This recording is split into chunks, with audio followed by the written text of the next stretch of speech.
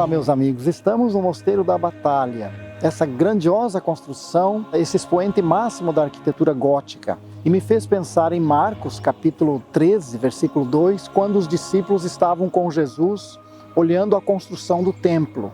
E aqui diz assim: saindo ele do templo, disse-lhe um dos seus discípulos: Mestre, olha que pedras e que edifícios. E Jesus respondendo disse-lhes: Vês estes grandes edifícios? Não ficará pedra sobre pedra que não seja derribada. Eu fiquei me perguntando por que o templo em Jerusalém foi destruído. Ele representava a presença de Deus, representava o lugar sagrado. Os próprios judeus acreditavam que o templo não poderia ser destruído porque era o lugar da presença de Deus. Na verdade, é uma questão de autoridade.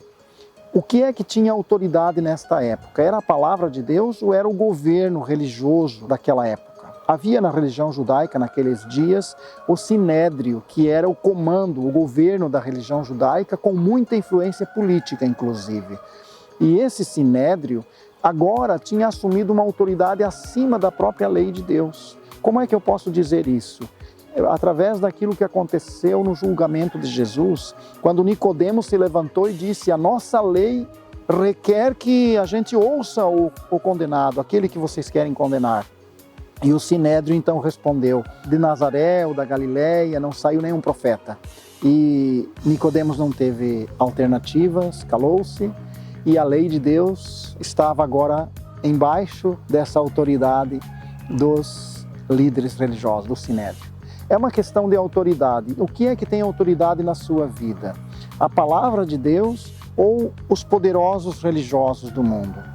Esses judeus, claro que respeitavam o sinédrio, mas a autoridade do sinédrio impunha sobre eles regras que nada mais tinham a ver com Deus. É muito importante pensar nisso. Nicodemos naquele dia não pôde vencer o argumento do sinédrio, mas a verdade permanece. No ano 70 da era cristã, o templo foi destruído. O imperador romano sitiou através do general Tito, o templo foi destruído e não ficou pedra sobre pedra. Por quê? Porque a pedra principal, aquela de ângulos retos, ângulo de 90 graus, foi removida. O próprio Messias foi rejeitado. Aquele que Deus enviou, que era a sustentação de toda a religiosidade verdadeira, que se dirige a Deus verdadeiramente, tinha sido removido.